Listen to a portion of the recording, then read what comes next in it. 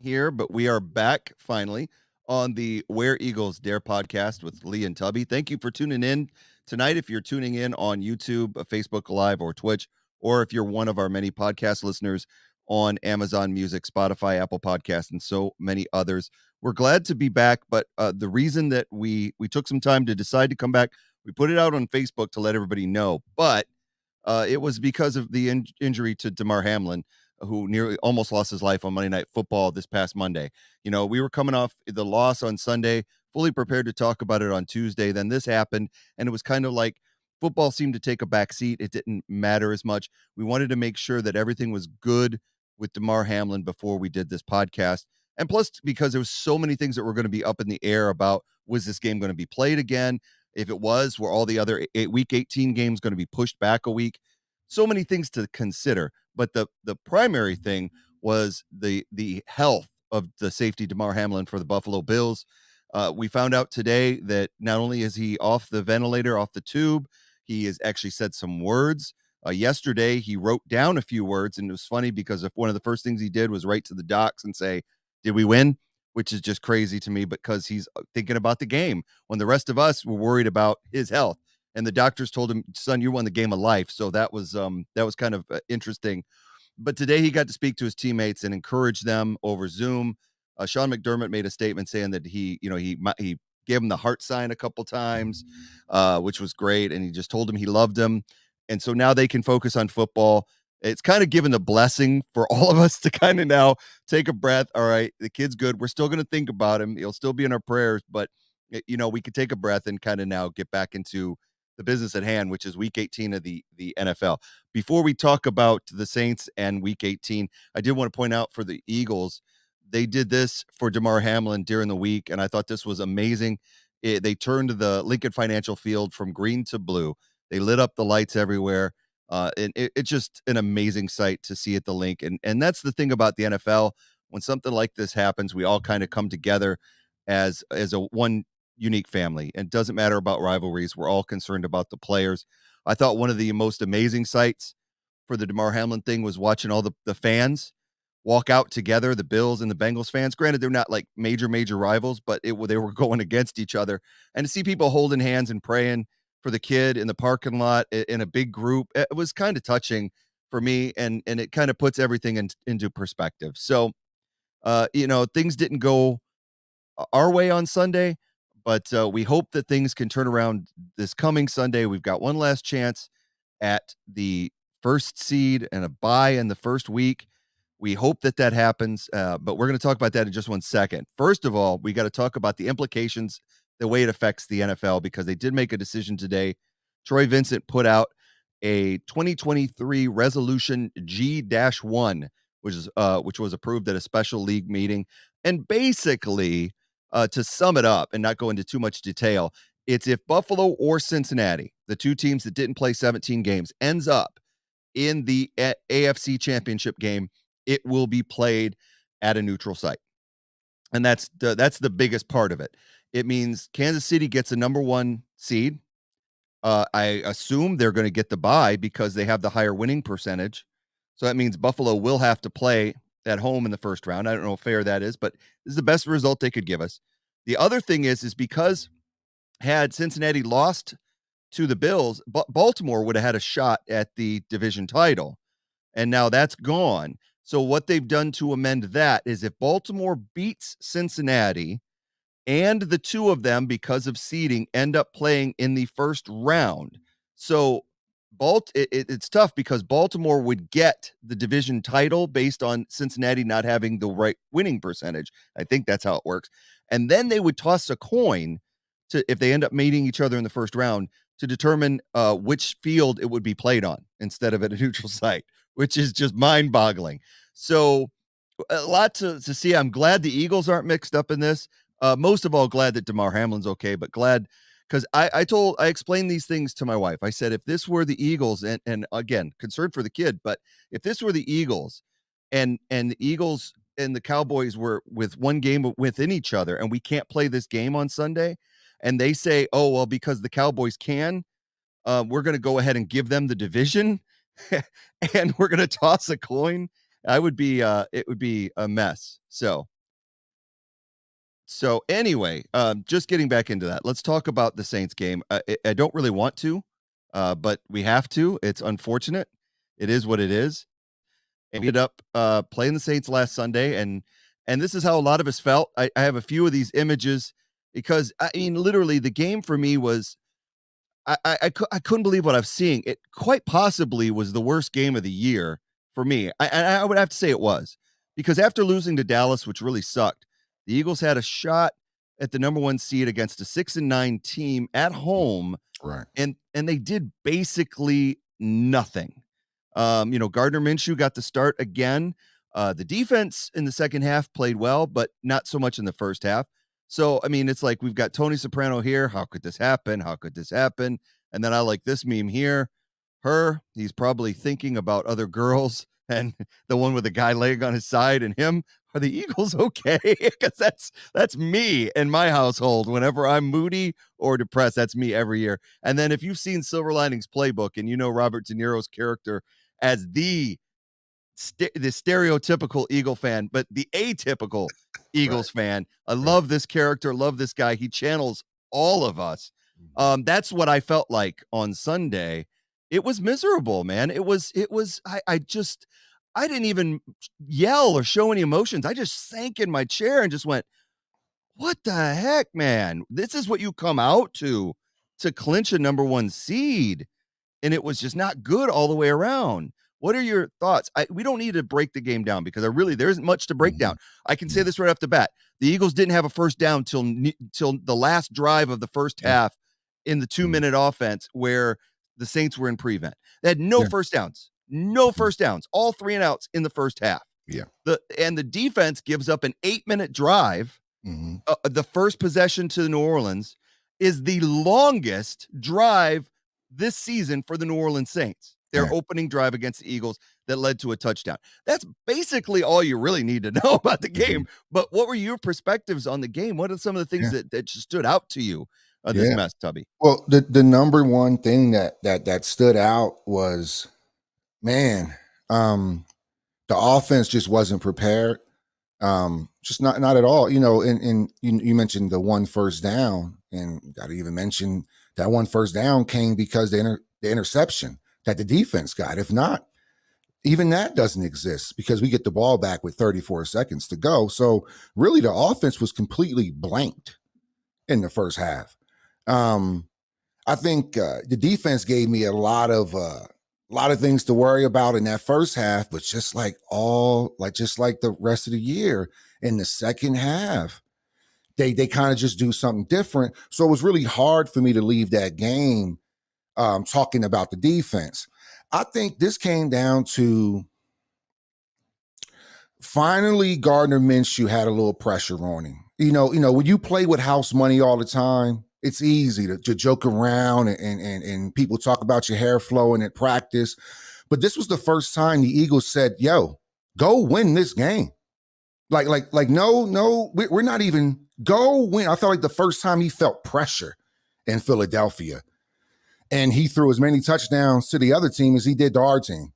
You want to talk about, things of the game. I mean, how can you win like that when your quarterback throws just as many touchdowns to the other team as he does to ours, man? So this game was all Gardner to me because the defense pitched a shutout in the second half. So if you give up 13 points as a defense in the NFL, it's going to be really hard when most teams are averaging at least 19 points.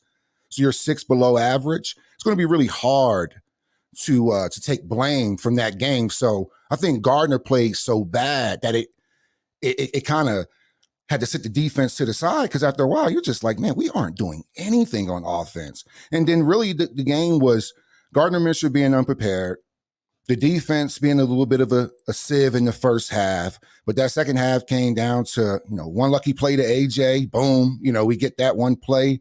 Really the only play you can think. I think about 2 passes the whole game. The pass to AJ and the pass to the defense for the pick 6. That pick 6 ripped it just gutted me. My stomach just sank down because you just kind of had that feeling like we're going to lose this game. Because I was optimistic the whole game, like, well, all right, we got the ball in a few guys' hand. Okay, cool. And then we come out in that second half and move the ball a little bit.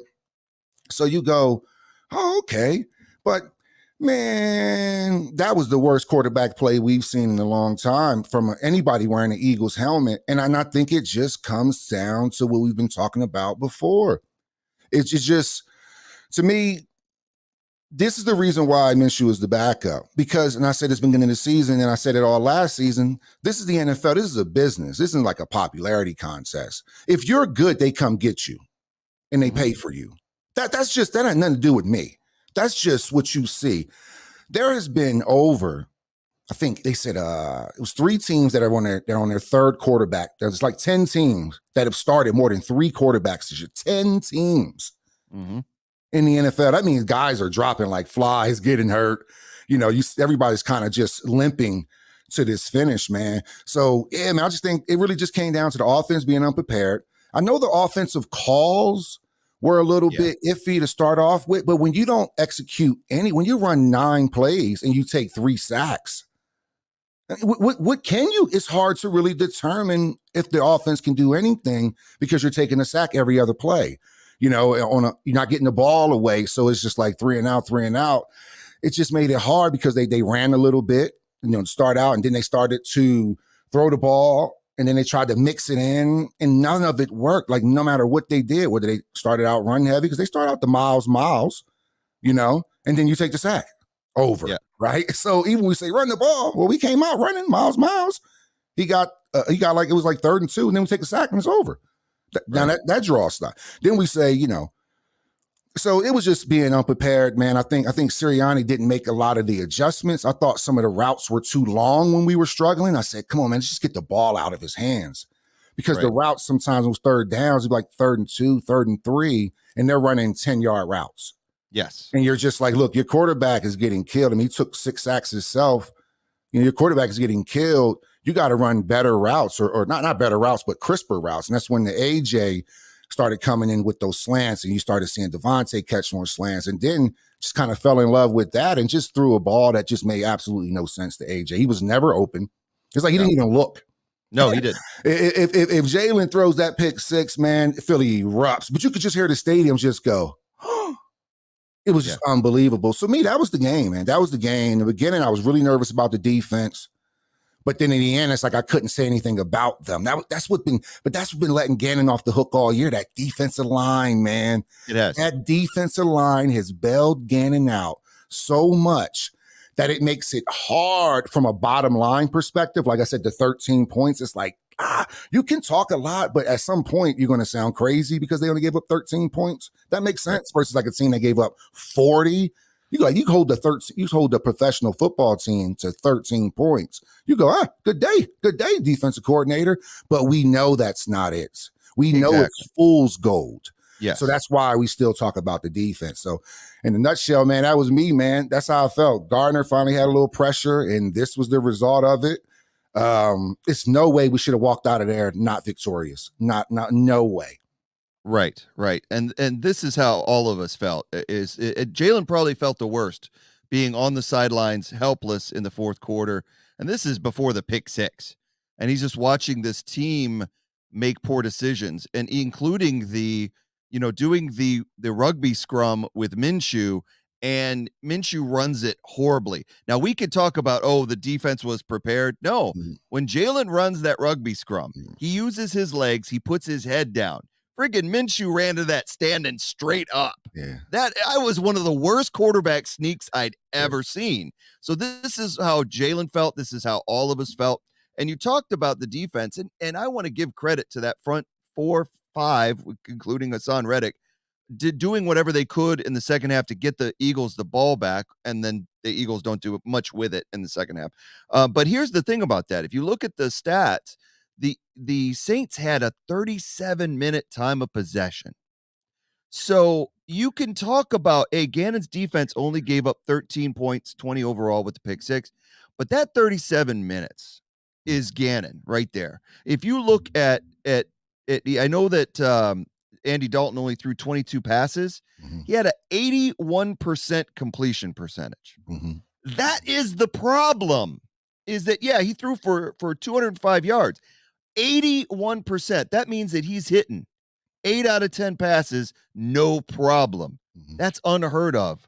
And it's unacceptable. And Taysom Hill 2 for 2 for 24 yards. And a lot of the defense, a lot of that offensive possession comes from your offense not having the ball either. Like, True, so true, it's a double-edged sword. It also true. tells the tale about your offense as well, too. One first down is Yes, just as much of a story as the 82, I guess, percentage, because it's just like, well, you're not even helping. It's the complementary football. I guess it's where just right.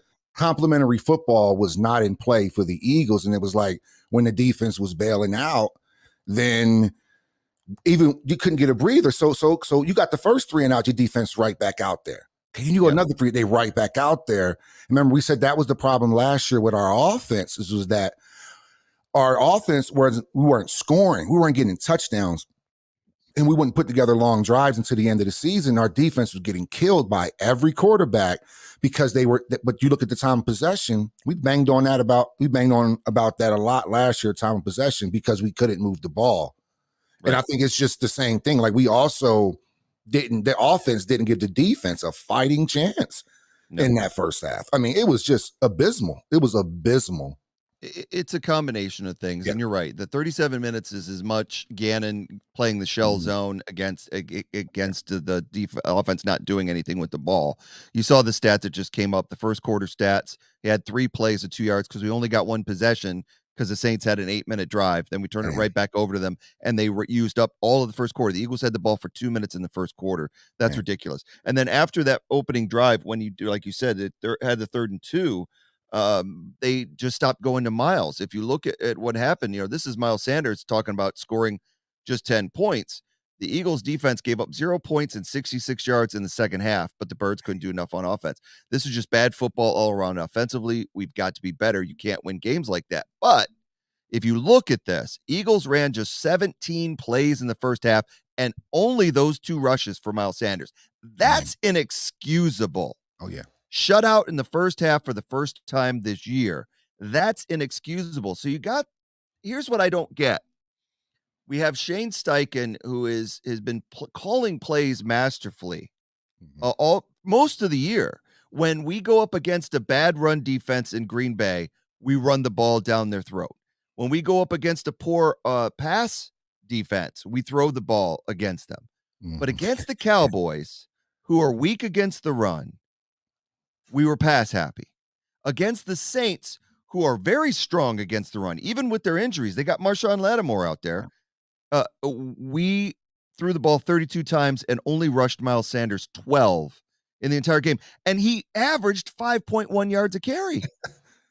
It's And crazy, and man. so that really concerns, I think, all of us as Eagles fans, because we have been on text messaging for Mhm. the last 2 weeks in all caps to each other, Mm. run the ball Yeah. over and over again, because we know that, yeah, if Miles Sanders gets stopped on a first down carry for 2 yards, that Mhm. doesn't mean you stop running the ball. Right. This is how the game is played. You Yeah. keep going after them until you break that big one, because they have a reputation for being weak against Right. the run.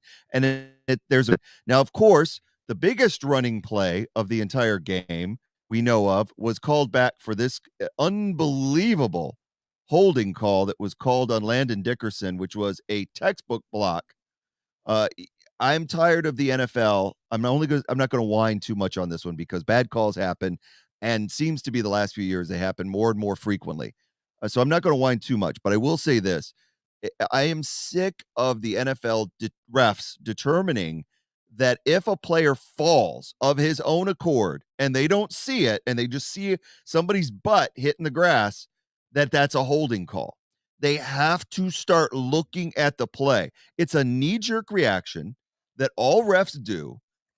Defensive player hits the ground, holding call. That is not holding, sir. Right. I'm sorry. Landon Dickerson did nothing. This guy is reaching while he is engaged in a block with Dickerson, reaching for a man that he is out of his reach in Gainwell, and he falls to the ground. This cost the Eagles the game just as much as the Oh, yeah. pick six did. It did. It's a It's horrible call. over now. We can't do anything about it. We move on. About the pick six, there's been a lot of controversy. We got to talk about this. A.J. Brown threw Gardner under the bus because he was taking a little bit of heat for not coming back to the ball. and I'm going to say this right now. I agree with A.J. Brown. BS. That is not his responsibility. That is the quarterback's responsibility, especially when A.J. is yelling at him. They change the coverage.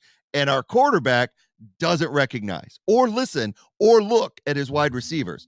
So AJ, this has been happening now since Gardner's taken over this team. We didn't have this earlier in the season when it was Jalen's team. We didn't have this infighting and throwing under the bus. But you got Dallas and New Orleans week to week. Now we're starting to fight amongst each other.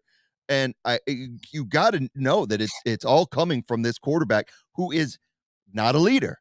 He is not taking control of this team. He's not taking responsibility for it. Or he would have said to the media, this wasn't AJ's fault. This was on me. Yeah. So AJ went, it's on him. Yeah. You know what this also goes back to, and I'm going to just be a little dramatic for a second. You remember last year when Gardner Minshew walks into, he beats the Jets, right? Yep. He walks into Sirianni's office and he basically said, I'm better than Jalen. I should be starting. You can say all the cute stuff like, you basically walk in there like, why is this guy playing when you have me? Right. So, you get a hold of it in the media, it ripples. And then, you got Nick Sirianni saying, nah, we're good there. But then remember I said in the offseason, I said, man, you got to get rid of a guy like that because no matter what is going to create this bubble. This guy just asked for your job. When you were hurt, just 1 week, and all of a sudden this guy's asking for your job. Hurts, I'm just putting to reality. Hurts picked up the phone because apparently A.J. Brown is just one of his closest friends, right? Mm-hmm. So even last year, he calling A.J. in Tennessee, you hear this stuff, man. You hear this guy. I mean, mind you, we're talking about friends. We're not talking about the media stuff. We're talking about real friends picking up the phone and saying, you hear this stuff in the media about old buddy asking for my job. And then you come out here, right? And then, if you're AJ, you see your boy getting a little slighted by this guy who has proven nothing. Right. Nothing. I agree. Where's this benefit of the doubt coming from? Because you saw him play a couple times, which once again, no pressure. You in Philly now. Philly comes with playing pressure. It's not, you can win, but in Philly, you got the pressure as well. So when you win, it's even like more impressive because you've played under immense scrutiny from the whistle from the start until you leave. The Philly fans are critiquing everything because that's just how we are. That's just what we do. So now you get this shot, right? You got this guy that comes in that thinks that he should be playing over your boy, and he plays terrible. That wasn't the first time. I remember even before he threw the long touchdown to AJ, remember he took off his helmet, rolled his eyes like, what is this guy doing? What is he doing? Mm-hmm. I'm wide open. He can't get me the ball. This is your king. Like, why is all this hype going on? Why are we going through all of this? I wanted Gardner Minshew. So I just think that that's what A.J. Brown was doing. Like, I don't mess with dude anyway. This is the guy that tried to get my homeboy's job. I'm just keeping it real. That's a good point. Because I would go to bat for my homeboy too. I would be like, man, who the hell is this dude asking for my boy's job? Disrespecting my guy if he plays one time. Fall in line. Let the coaches play you when they want to play you. Yeah. Right? That's, let the coaches, if the coaches thought you should be playing, sir, you will be playing. It's the NFL. Jalen Hurts is not on some big contract where they owe him anything. Nobody owes Jalen anything. He's probably one of the lowest paid quarterbacks. You want to go for pay versus output? It's this year? Oh man, we're getting him for cheap. We're getting him at those Russell Wilson prices in Seattle. For now. Right. Yep. But this is just the whole point. Like, they're not just playing Jalen because they have to. He wasn't a number 1 overall pick. He was a second-round draft pick. You don't owe anybody outside of the top 10 anything, really. You get me? Right. Like, those top 3 quarterbacks. That's why you hear so much about Zach Wilson, is because where he was drafted. If Zach Wilson was drafted in the 4th round, they would have already just moved on.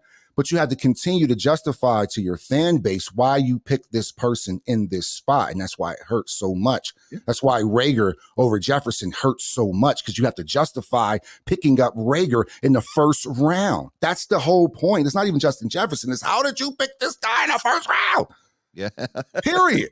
I hear you. Period. Somebody has negative points. How does he go first? Yeah. So I wanted, so just to bring it all in, man, I wanted Gardner Minshew to win this game so bad for so many reasons, not because there would have been quarterback controversy. Because I think after the Dallas game, people were just kind of like, we'd rather have Jalen. I think it was kind of dead after that. We needed him to win so that the Eagles players don't start to hate him. That was the last thing you needed. Right. So now you have this riff, and then it can overinflate Jalen. There's a lot of things here. There's a lot of things here. We, the Eagles fans, whether they know it or not, you needed Gardner Minshew to win that game against the Saints, and it just wasn't for getting all philosophical here, but it wasn't just for the number one seed. It was for team unity. It was for team unity. That broke the team unity. When you watch the body language on the sideline against that Saints game, the players are hanging their heads. They're frustrated. They're cussing in the media. They weren't cussing all year. Now they're cussing. They're frustrated. Yep. And what is the only difference? Gardner Minshew. It's the only change here.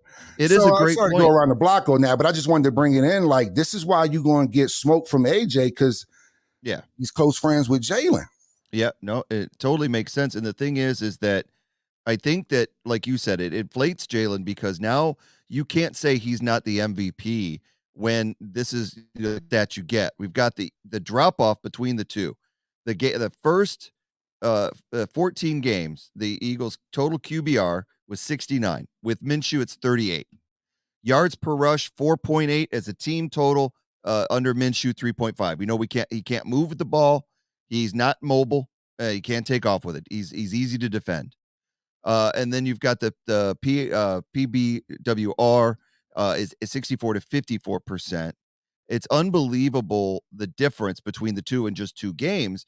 And so it does make Jalen come off better. I do think, though, I know that it hurts the team cohesiveness right now, but I think that's why it's so important that Jalen plays on Sunday. Yeah. And I know that we've got to risk an injury, but I think it's important, no matter what, that he gets out there to reunite the team, that they have a good team, whether the Giants play their starters or not, that he gets out there. Right now, the current situation is that the Jalen is trending in the right direction, is what we heard from Sirianni today, to play on Sunday, which is about as ambiguous as you could freaking get and drives me up the wall.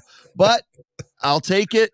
Take it. We'll see. I do think he plays. I don't think they can afford to trot Minshew out there and have him lose again and cost the Eagles the number one seed. Because let's face it, no matter who the starting quarterback is in Washington, Dallas is winning that game. So I think they're going to win that game.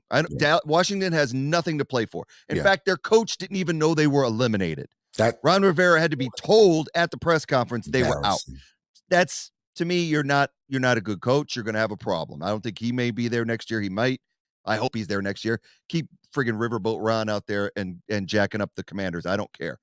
But it's important that we don't trot Minshew out there. If they do, and he's playing against backups and lose again, my God. Well, I already think Minshew is going to be moved on. I don't think a team will pick him up to be a starter, but I don't think the Eagles are going to want him hanging around as a backup next year. I think he has another year.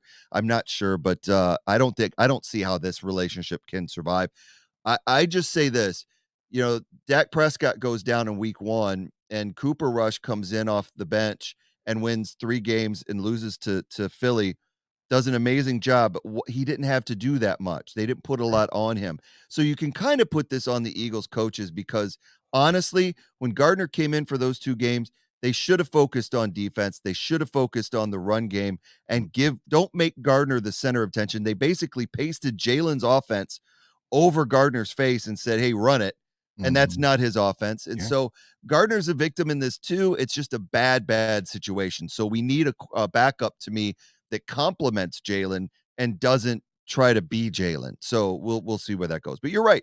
The Eagles cursing in the press conferences. This was Jason Kelsey saying he couldn't give 2 Fs about clinching the bye week, that they have a lot to fix. And in a way they do. The defense has to start coverage got to be better. We got to get guys back. We had Josiah Scott out there again. We don't have Avonte Maddox. So there's issues there. On the offensive side of the ball, we don't have Lane Johnson. So, of course, they're going to give up more sacks. They gave up 6 sacks to the Saints, which is frustrating. So that's something we have to put up with. It's just something you got to deal with.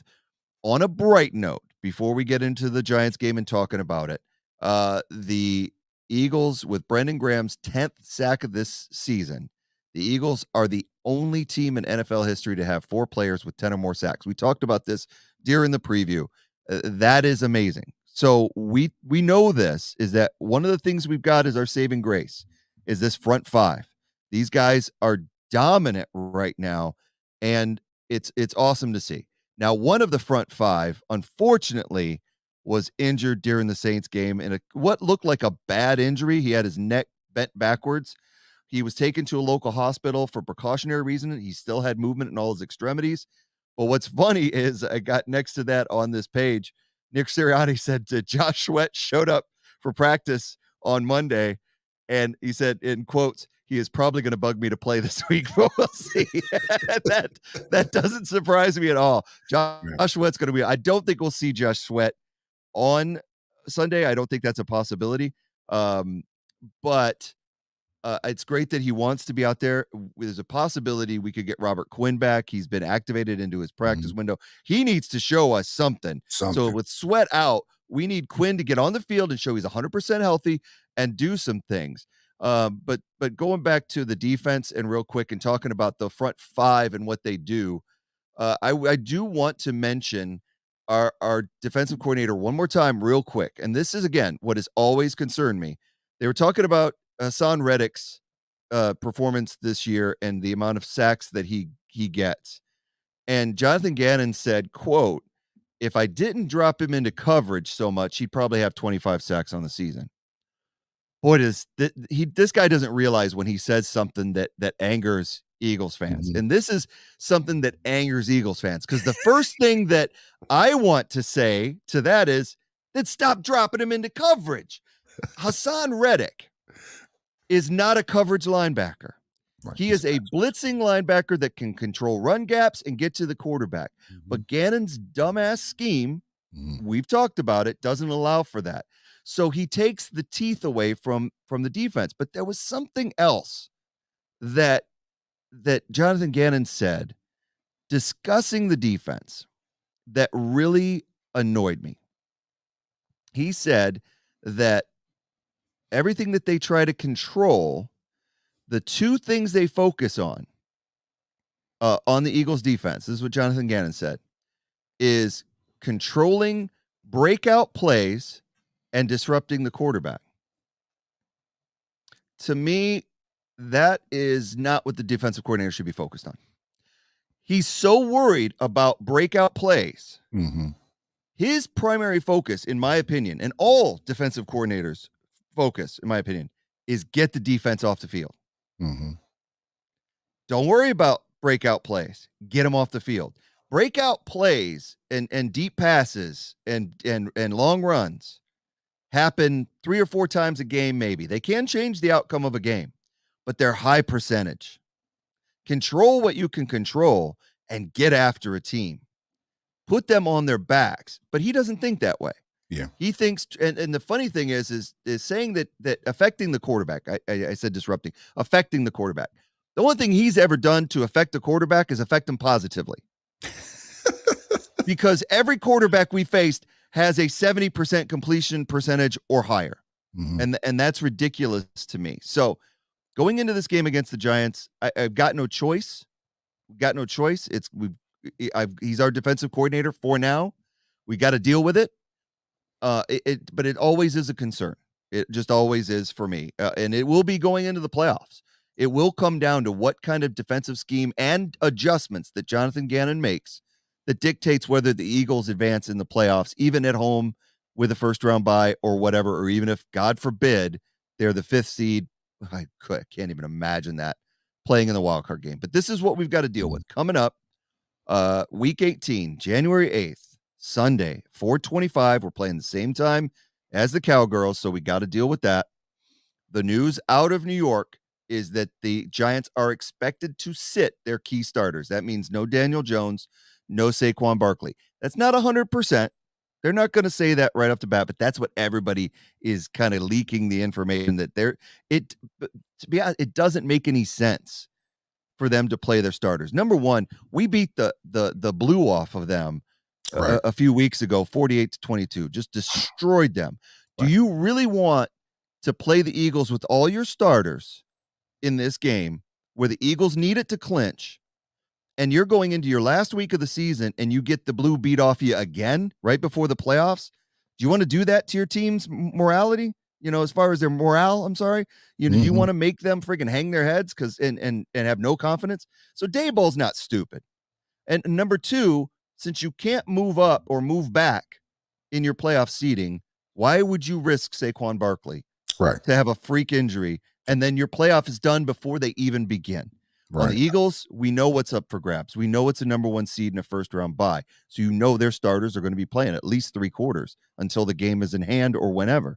But for the Giants, it doesn't make any sense. So I don't expect it. I don't expect it to, which makes this game even more important. Right. And makes it even more just freaking crucial if they lose. It's going to be so embarrassing if the Eagles don't win this game against backups. Yeah. I think the heartbreak would be you work so hard all season to get a 13-1 record. You put yourself right there in the driver's seat. You have an injury to your starting quarterback, and then you go, okay, well, you look at your schedule, you go, all right, we have some winnable games, and then that doesn't happen. We thought we still could beat Dallas. I thought we still could beat Dallas. And I think without the turnovers, we would. And I thought we could have beat the Saints, but I also didn't predict our offense could only muster 13 points. I would have never saw that coming. With most of our people, being healthy, with the exception of Lane Johnson. Because, Driscoll, even most of the sacks still coming from that right side. Even when he was getting sacked, Driscoll's getting just killed over there for the most part. But, when it comes to Jalen Hurts, and it's just like, when do you give him his bye week? Do you give it to him this week, or do you give it to him next week? And you made a good point about, it's so hard. You made a good point about man, if we trot Gardner out there and lose again, man, it would just be ridiculous. And you got a Jalen that hasn't played in about 5 weeks. So then there could be rust in the playoffs, but I'm just like, man, I'm still just, I'm not 100% on starting Jalen. I'm just really not, particularly against the B squad. I'm just like, man, if we trot our ones out there, how shouldn't we? If that's put Ian Brooks out there, see what he does. I don't know, man. But I would just, the only reason why I say that, because when you hear, you got the fans, you have the teams, but when you listen to the docs say he should be out one more week. That's my problem. And they say this is an injury that if it goes further, most people break their collarbone because you don't have the muscle. Remember when I texted you when it went down, I said, man, that's one of those plays that'll snap your collarbone. So the play was a collarbone snap. It just did. He was just strong enough to he had so much muscle there that it didn't snap his collarbone. But the docs, when you listen to them on TV, you're the experts. Sports guy, they said, hey, he needs another week. Even LaShawn McCoy was talking about he's had this in both shoulders, and he still played. But I'm like, you're not throwing the football though, sir. You need the rotation, because now that's affecting the pass. Then Jalen go out there throwing picks, and you're just like, oh, why is he throwing picks? Because of his shoulders. It's that full rotation in his shoulder. He was running off adrenaline against Chicago. So I would because then it will feel like our season is over. No matter what happens on Sunday, our season is not over. But Jalen getting hurt on Sunday, our season is over. Or it will be improbable for us to make a run to the playoffs, only based off of the sample size that we saw in Minshew in these last 2 games. I just think the fan base will be down about it. And then now, because Jalen's going to just play. He's going to just play however he feels like he should play. And if he makes that run like he knows he will, because that's what got him to this point, and he takes another freak hit from some backup trying to prove something, then we go in the playoffs without Jalen. It's just like, fuck, man. I just really, that's the only part, man, that's just, if he goes down on Sunday, doesn't matter. because I'm under the mindset like, you know what, man, the first round bye would be amazing, but that doesn't guarantee you anything. You still have to win, man. You still have to go play hard-nosed football, and we just need a confident team going in there. Even if they beat the ones, even if they beat Giants twos, I don't think that gives the Eagles necessarily confidence. I just need to just go, whew, you more exhale. Yeah. You know, you say like when you're great, you don't celebrate when you win, you more so are relieved of the stress from being great and the expectations of them. So it's just, man,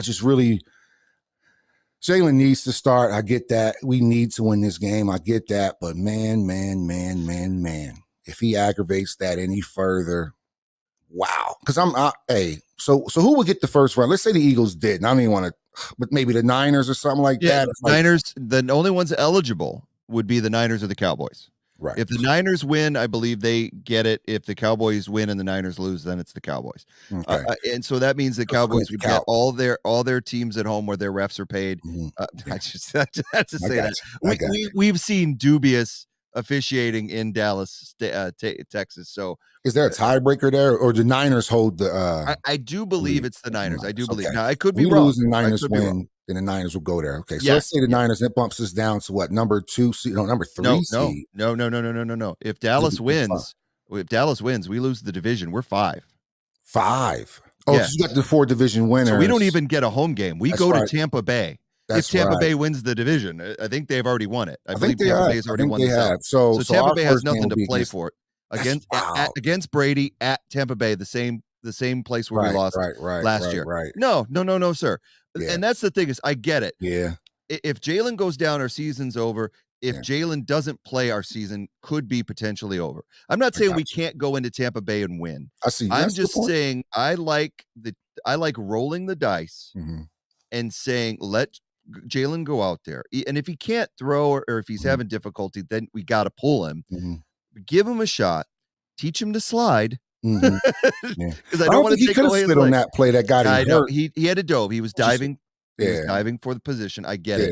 But he will need in the future. He's going to need to start taking some sliding lessons because he doesn't do it very often.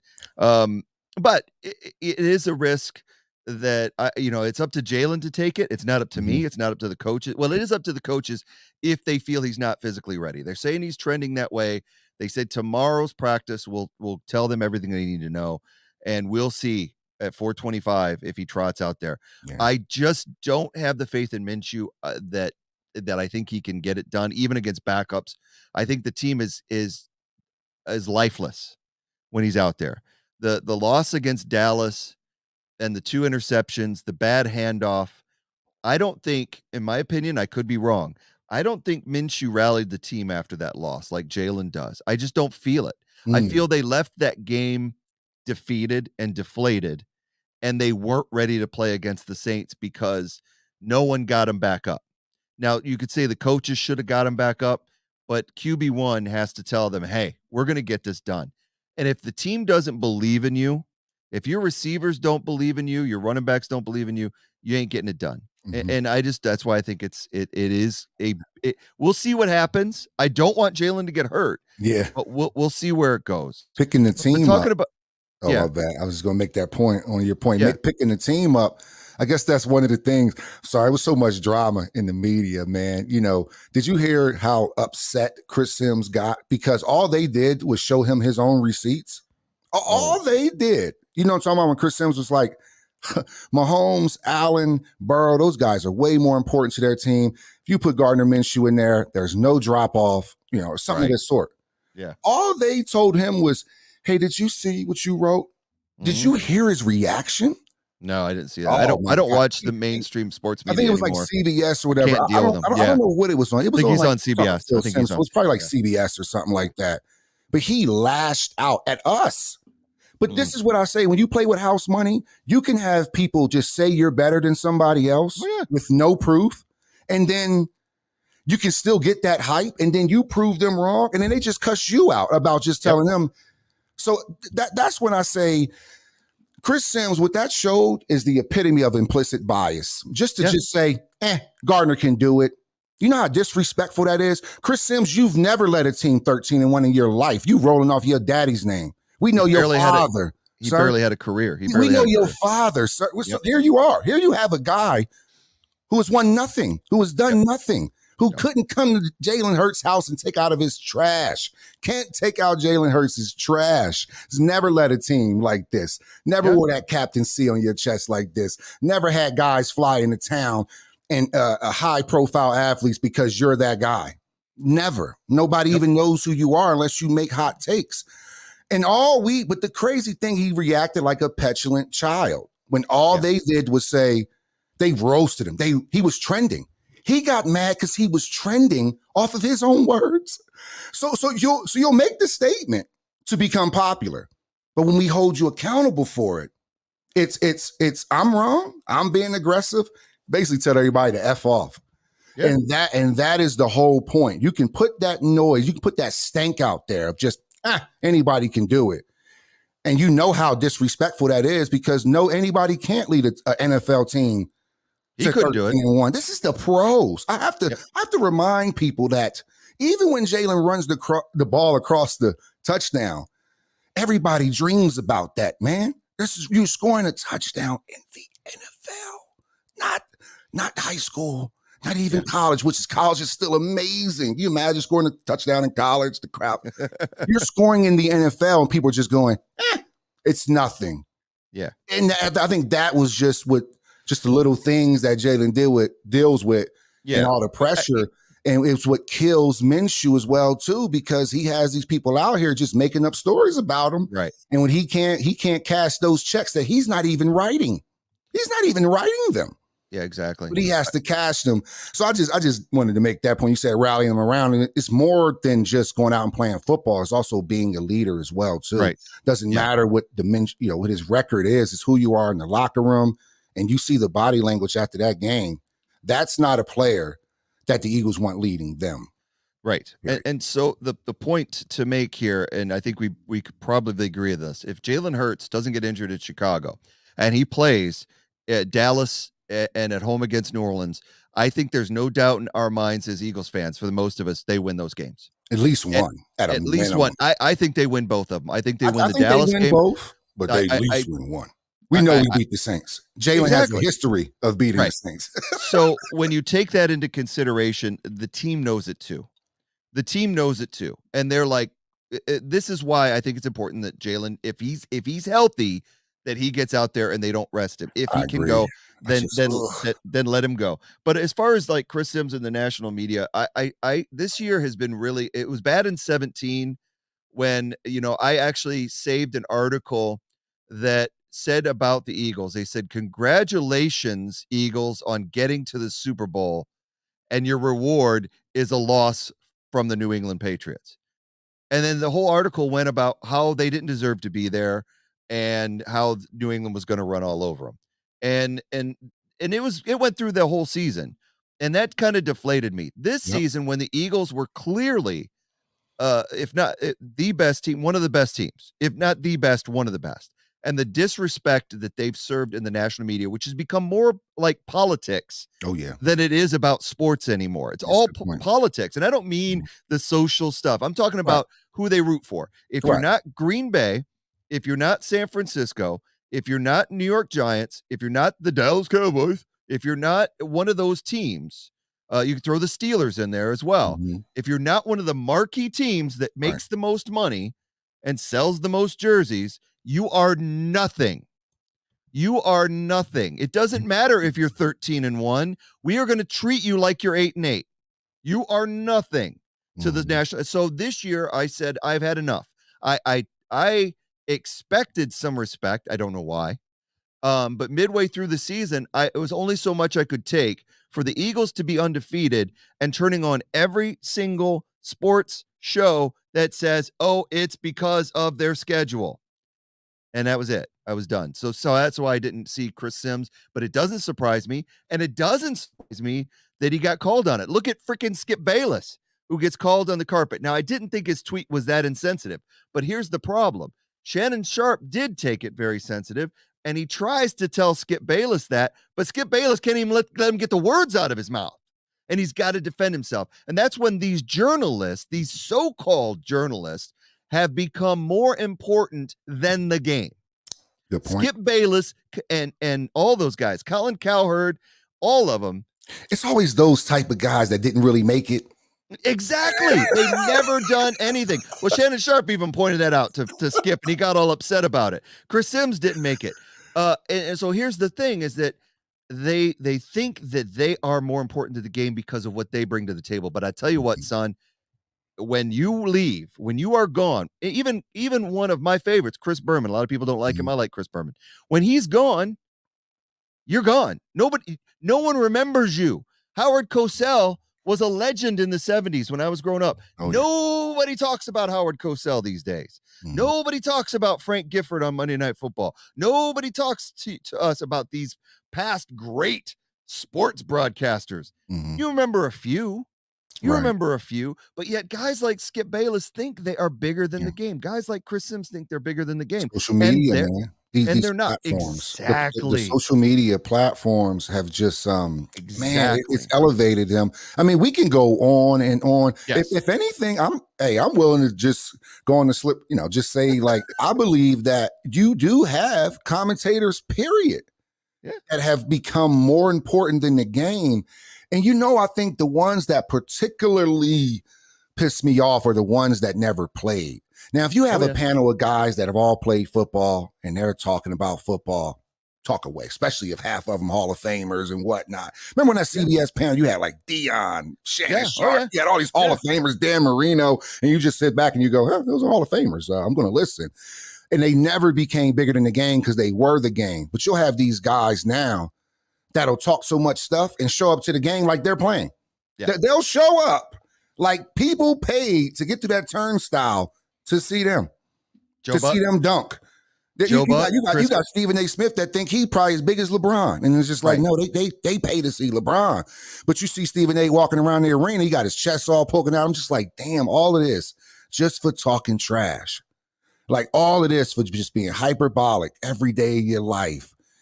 And it works, and just all of them do it, man. Skip, if Skip can't talk about LeBron, Brady, he just goes straight for the top. He's shameless. Skip is shameless about his business. He don't care about your little team. He's going to talk about his Cowboys. He's going to talk about all ultra stars and talk bad about them and hope he can get respect. You notice that Tom Brady has never given Skip Bayless an interview. LeBron James has never given Skip Bayless an interview. LeBron James has never given Stephen A. Smith an interview. They don't come on these guys' shows. Kevin Durant, they don't come on these guys' show. They don't like them because they try to be bigger than the ones actually doing it and winning rings. Exactly. And I'm tired of it, man. I'm tired of the media trying to be bigger than the players, and it's out of envy. You're not doing the gritty like Justin Jefferson. Justin Jefferson scores an NFL touchdown, which is one of the hardest things to do, and then he does a gritty. Right. Because he just 11 other men was out there trying to kill him, and he still got to pay dirt. That's why he does the gritty, because it's the most dangerous sport I've ever seen, man. Before they changed the rules to now, football was unquestionably the most dangerous and high-profile sport. And I'm going to just ramble a little bit. My time in England when I played football, and I was the quarterback, those rugby guys could just come over, and they thought it was the same. So you come up and you try to rugby tackle me, but I lower my shoulder pads that you're not used to having, or my helmet, and I, boom, knock you backwards, and you're on your back because you tried to rugby tackle me on American football, and you're on your back now because you thought the games were the same, or it's just as tough. They're two different games, bro. Football is high contact, man. These guys are taking shots that there's a reason why they have all that equipment on, and rugby players don't. I'll just leave it at that. Yeah, it makes sense. So when all is said, it does. We've had our share of injuries. Yeah. We got Lane Johnson out into the playoffs. We want to get Jalen Hurts back. We've just gotten Dallas Goedert back. We need to get Avonte Maddox back. Could get Robert Quinn back. One of the guys we haven't mentioned as far as injuries, CJ Gardner-Johnson's practice window is open. He is trending toward playing on Sunday. It looks very much like he may be playing. Then if we can win this game, you get that week bye. Just think of what you get back. You probably get Avonte Maddox back and Lane Johnson and Josh Sweat. Probably all three get back because they're not going to miss a playoff game. So you end up playing at home in front of your home crowds. The energy will be insane. So it doesn't even matter who the Eagles face. Spoiler alert, I hope it's Dallas. But again, I can't count them having that. I'm just saying that they have to. Yeah. They cannot lose 3 in a row. So the bottom line is, if they lose 3 in a row, then they don't deserve it, and we'll move on. If they lose 3 in a row, we move on. Right. I will be devastated. I'll be upset. I'll be angry. I'll be all of those things, but we will move on. So we will find out at 4:00 on Sunday, January 8th. Giants, second stringers, who cares? First stringers, mix, whatever. Come into Philly at the link. Eagles still have number 1 seed on the line. Thank you for all for turning into the Where Eagles Dare podcast live stream, or whether it's on YouTube, Facebook Live, or Twitch. We also want to thank our regular listeners that are on Amazon Music, Spotify, Stitcher, Podcaster, Castro, so many others. So if you have a question or comment for us, you just want to say hi, give us a shout out. We always like that. You can email us at our email address. That it's lee.bird, that's lee.byrd, eaglesdare@gmail.com. It has been a rough couple of weeks, a rough couple of holiday weeks, but it didn't let us ruin our holidays, but it came pretty close. But with all that being said, they still have one more chance at getting this number 1 seed. And if they do, all is forgiven, all is good, and we can move forward. And with that being said, I'm going to tune it over to Tubby for his final words of the week. Thanks, everybody, for coming out to the Where Eagles Dare podcast. It's your boy, Tubby, rocking always with Lee, man. I think at the end of the day, I have to agree with you. If it's for the taking, then we have to put our best team out there, our best 11, our best 22, and win this game. Because if we lose to Tyrod Taylor, I'm going to be really upset going into the playoffs. Because that's going to really, really, especially our ones. If Tyrod come out and shred your ones, then I can be on Gannon's head. So far, I'm just going to remain calm and cool. Eagles over the Giants 30-10. We ride into the playoffs, number 1 seed, hopefully well rested, get Lane Johnson back and all that good stuff. And man, continue on this journey, man. And as always, fly, Eagles, fly. And go Birds. Be New York. We'll see you guys next week. Cross our fingers. Let's go.